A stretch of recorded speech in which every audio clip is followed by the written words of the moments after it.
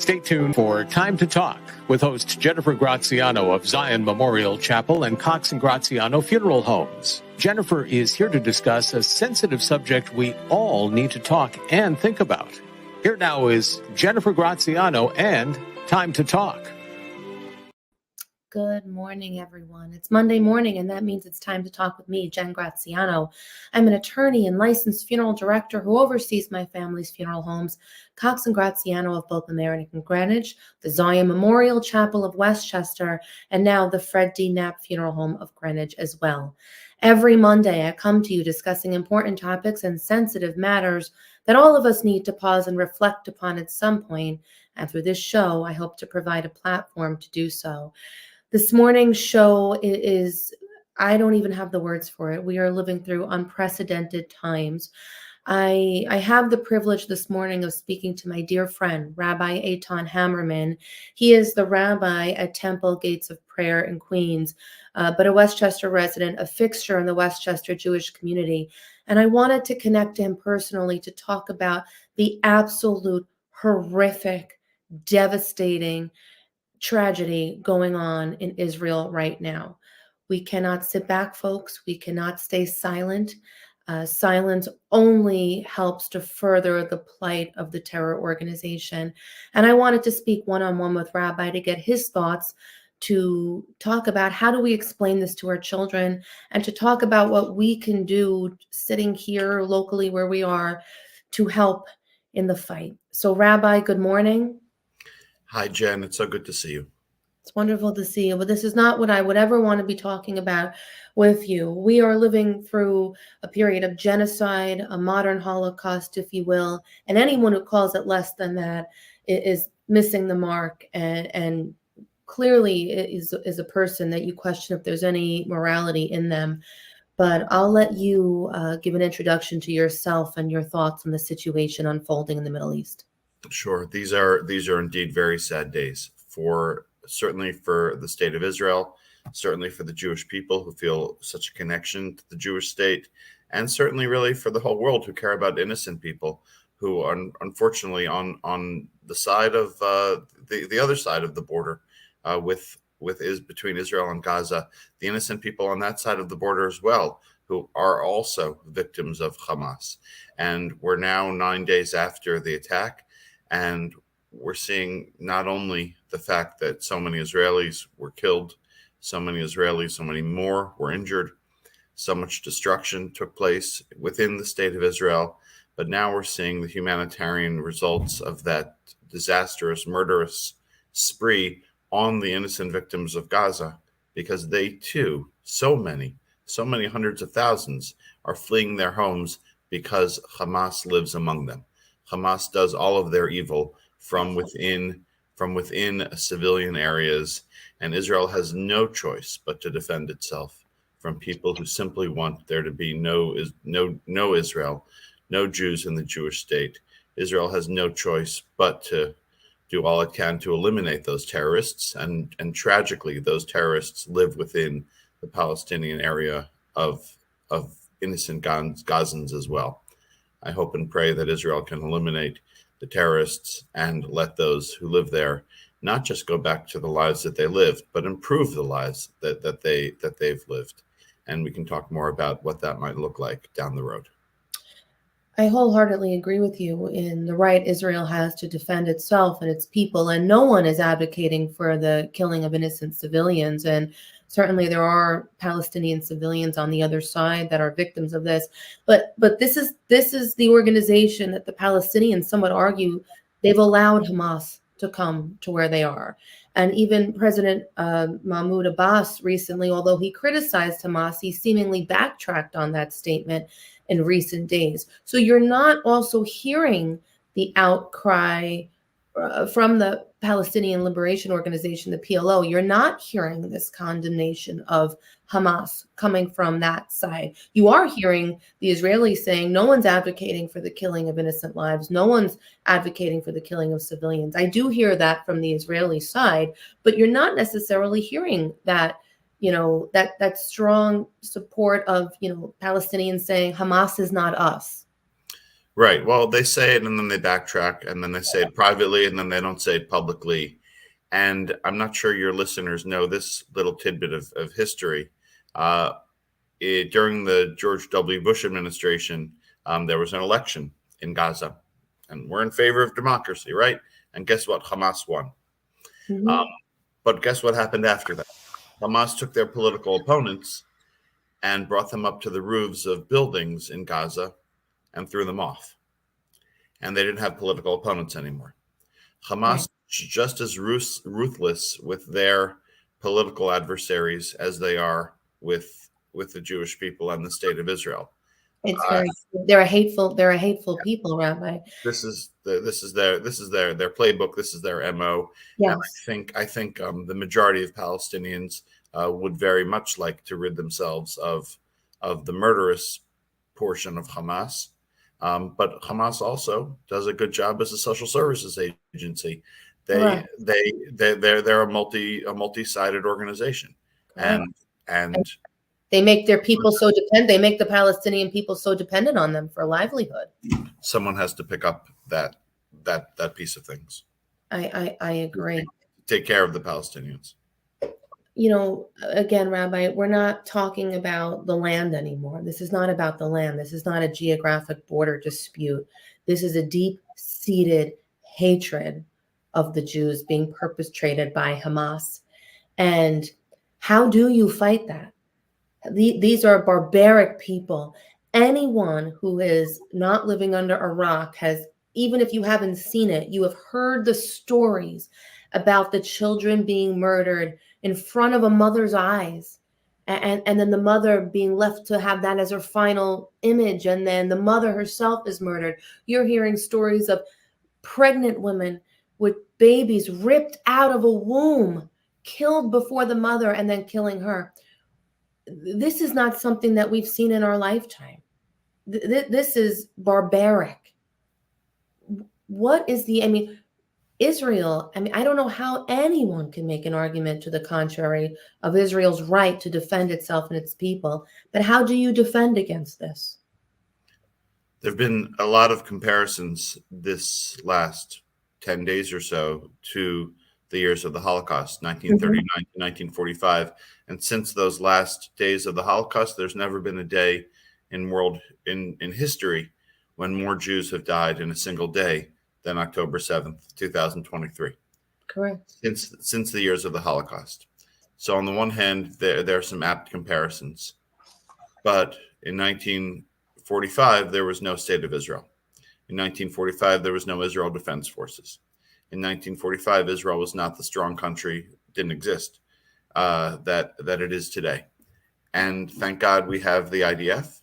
Thank God we have all of the support that Israel has, and I'll commend whatever your American political persuasion may be. I'll commend the executive branch of the United States, the president, the Secretary of State, the Secretary of Defense, and all of the other departments of our country's leadership who have stood with Israel. President Biden gave a magnificent speech back on the 9th. He's in constant community, and I'll encourage everyone, if you haven't seen that speech, maybe we can even send that out or post that as part of this broadcast, link to the president's speech. He said, not only do we have Israel's back, but he warned anyone else in the region, if they get involved, that there will be dire consequences for those countries. He was referring first and foremost, of course, to Iran, which was behind all of this. Thank God the United States stands for values that, frankly, our country was founded on as well, values of religious freedom that Hamas, of course, is against. And we're not in 1945 anymore. The only way to respond to that sort of violence is to destroy it and to annihilate it and to get that area on the border of Israel. We saw how tragically easy it was for them to break that border and break into the state of Israel, to not just secure that border, but to make sure that on the other side of the border is not a group that wants Israelis, whether they're soldiers or civilians, destroyed. And a word about Israeli soldiers, You talked about soldiers versus civilians.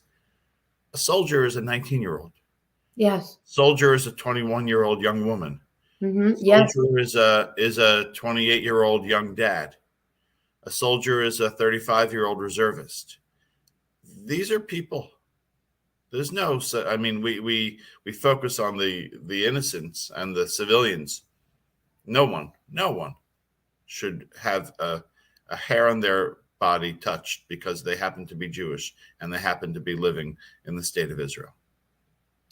A credit to those young men and women, Rabbi, who answer the call of service, and the idea of as young as 18 years old, male and female, and they're fighting for. It's more than land. They're fighting for their identity as Jews. They're everything that they believe in, and they're fighting so valiantly for that. So all of our hearts go out to them and their effort in that fight.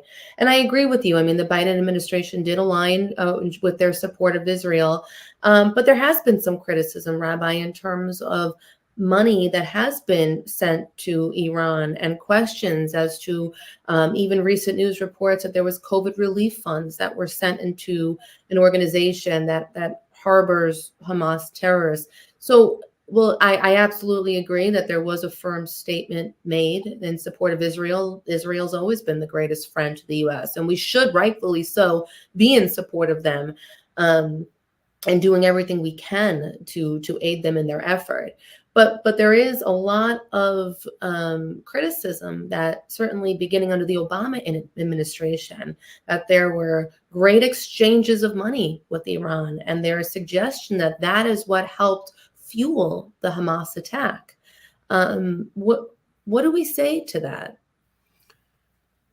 I was able to sit as part of a delegation in Israel's foreign ministry, and we're going back to the Obama administration right now. It was during President Obama's years, and this is a group of about 30 or 40 rabbis, and they weren't BSing us when they said that this is sitting in some of the very meeting rooms where Israel's leadership is right now meeting with other world leaders. And they said, we have never, ever had closer cooperation and a better friend than we do in the leadership of the United States today. That's during the Obama administration. Then you had the question of, what do you do about Iran and its pursuit of nuclear weapons?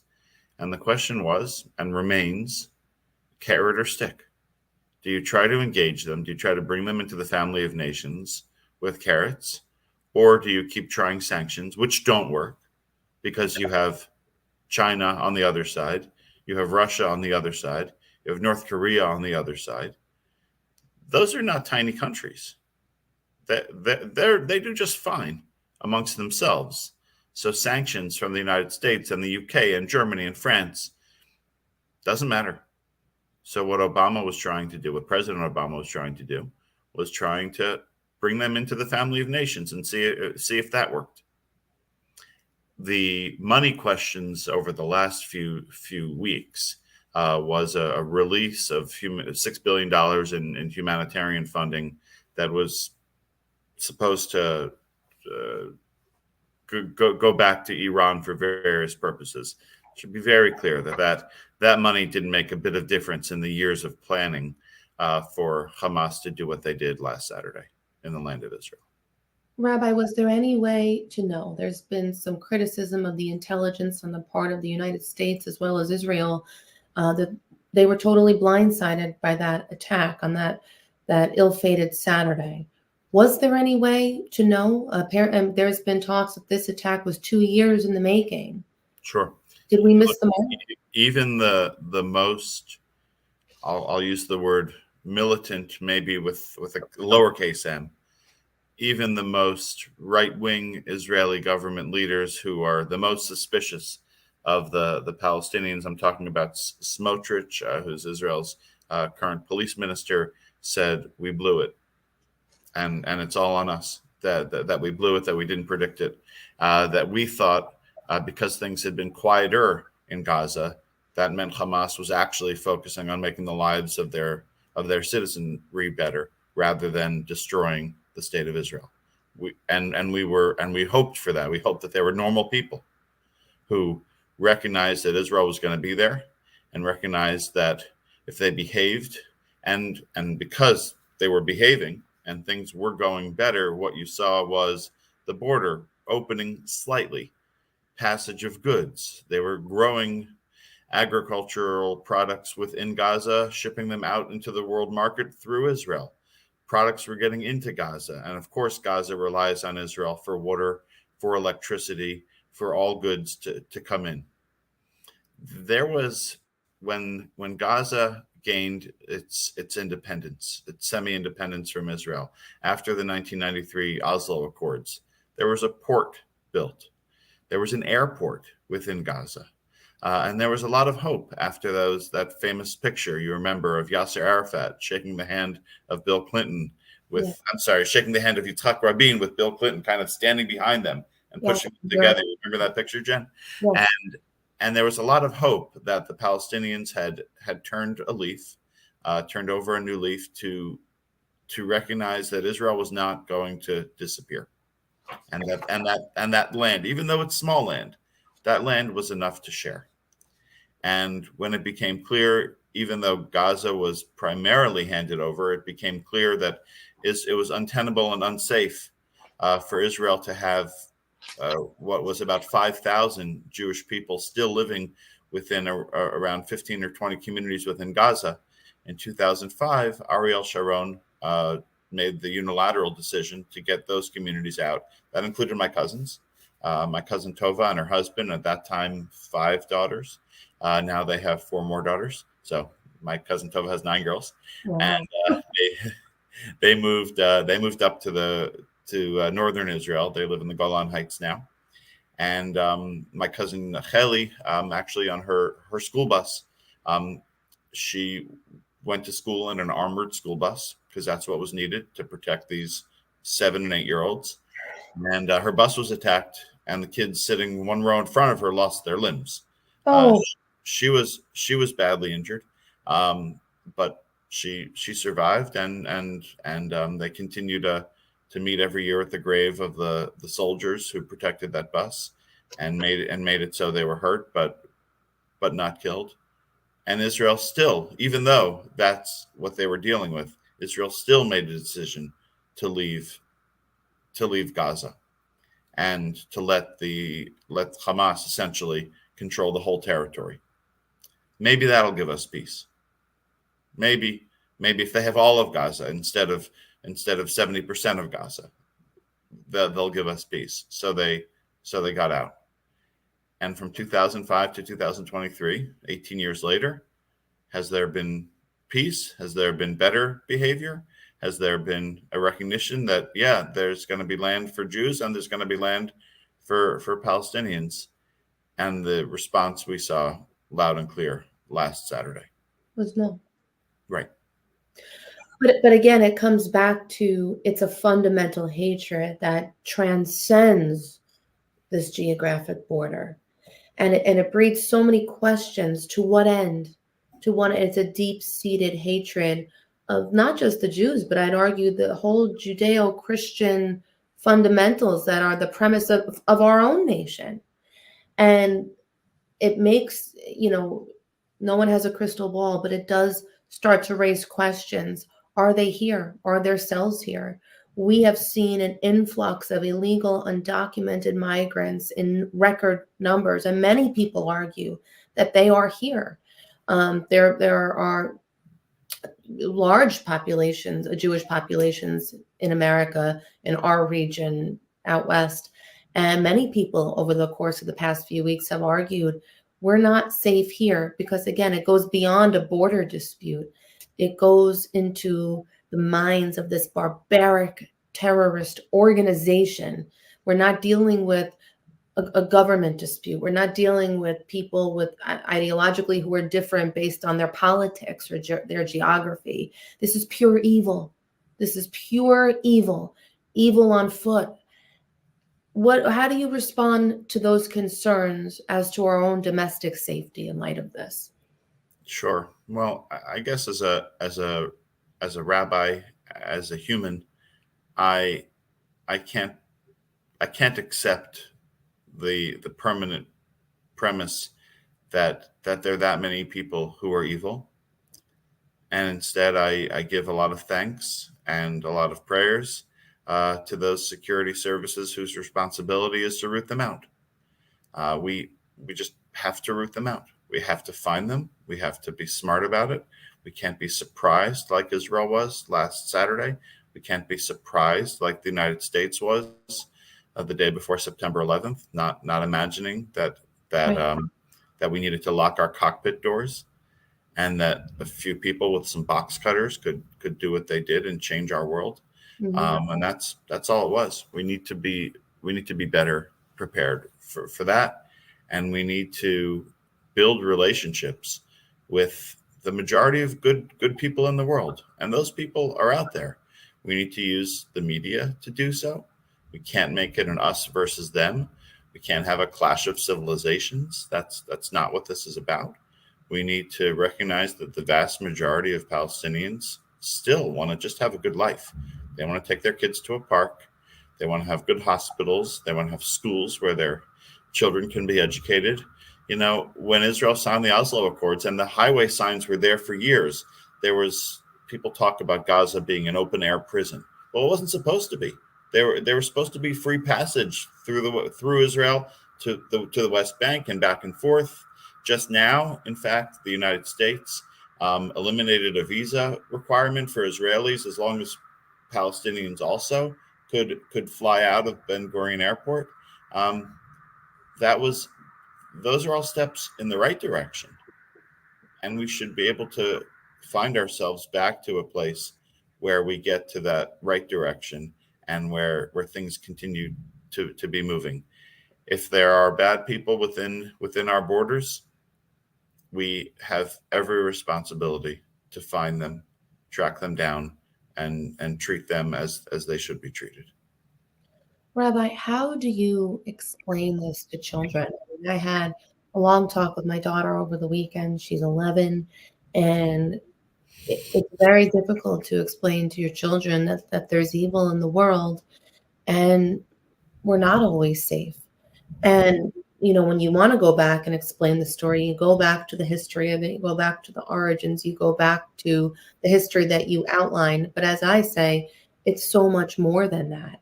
And as you say, as a rabbi, it's your propensity to believe the best of the human spirit and the human condition.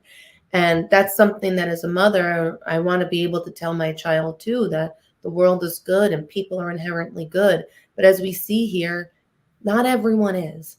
So what is your advice? How do you explain this? Obviously age appropriate, to Yeah. children of different ages, but any overarching advice that you can give?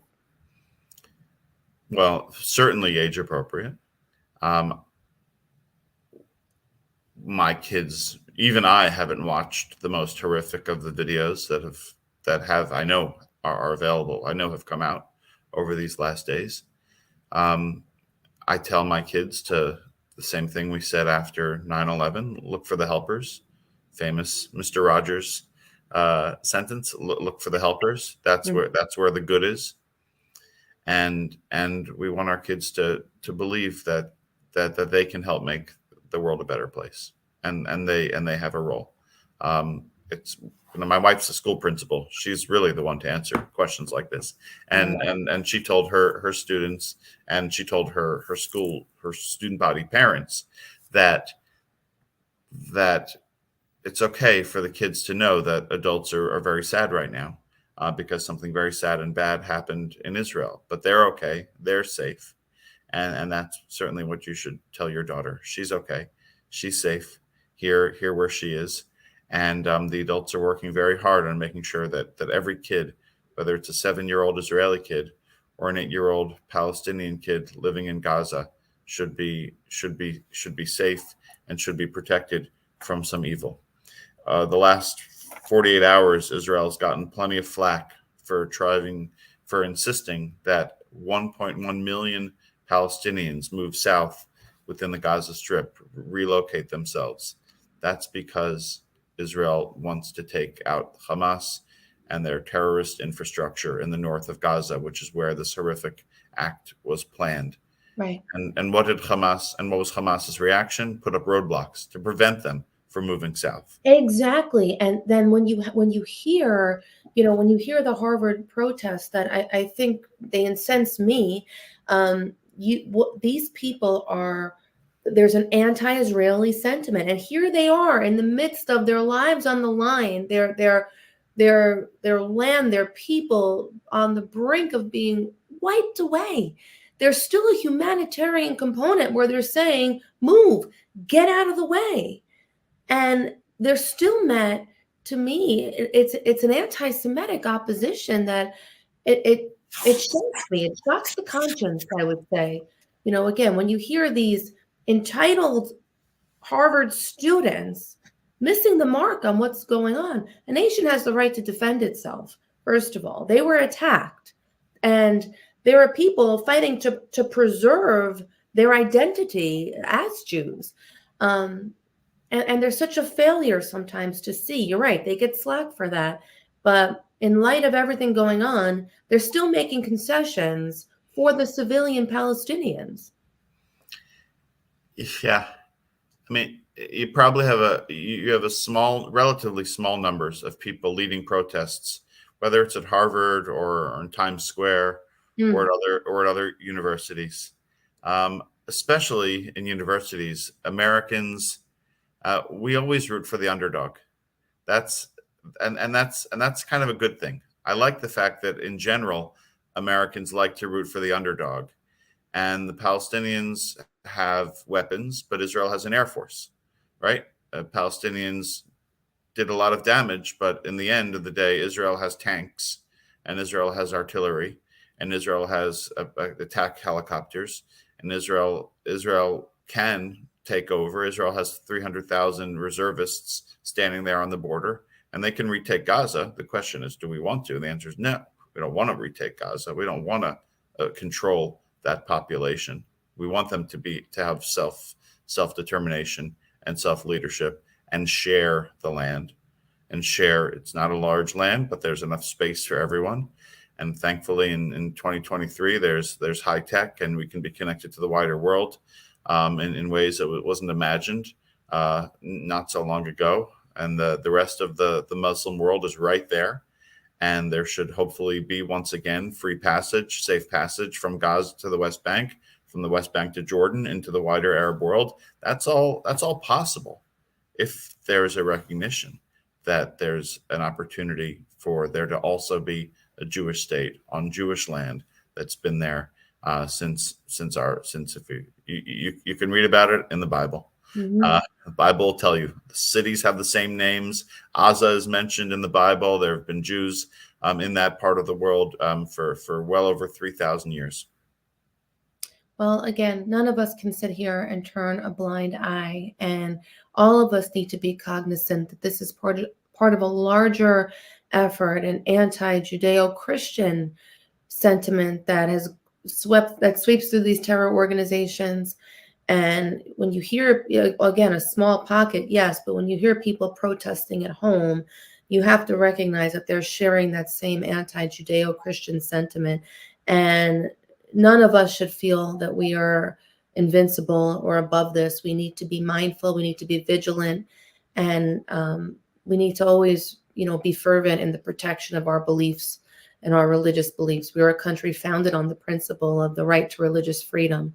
So all of us should be mindful of this and certainly back the efforts, whether it's in spirit or in actuality, back the efforts of the Israelis right now. Rabbi, are there ways that we can help being so far away? We're united in prayer, but are there tangible, specific ways we can help?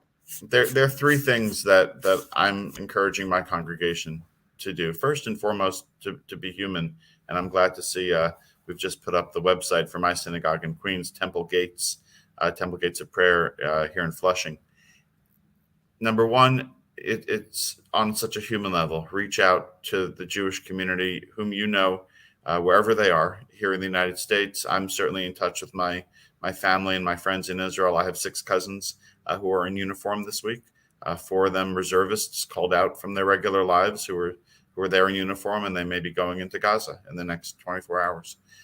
So number one, humanity and those human connections, and let Israel and let the Jewish people know that they aren't alone, as you did, as your father did, as your brother did, as your other colleagues did at Zion Memorial, reached out to me over these last few days. So that's number one. Number two, advocate. Make sure that the American media is not making any kind of a false equivalence here. Make sure that people know that this is not, there are no 2 sides to this issue. There's no 2 sides. Well, this happened and this happened. Israel wants nothing more than for a peaceful Palestinian people to be living there on their border. And number 3, in Hebrew, it's called tzedakah, which means justice.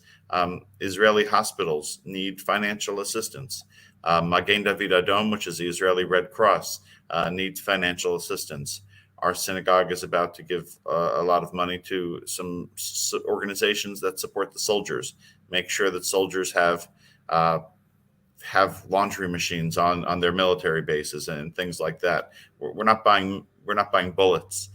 Thankfully, the government has the job of providing bullets, but making sure that the soldiers, again, who are really just kids, are well taken care of. Those are 3 things that we can do. And any of your listeners are welcome to contact me. My information is right up there on the screen, and I'd be delighted to give people some further information.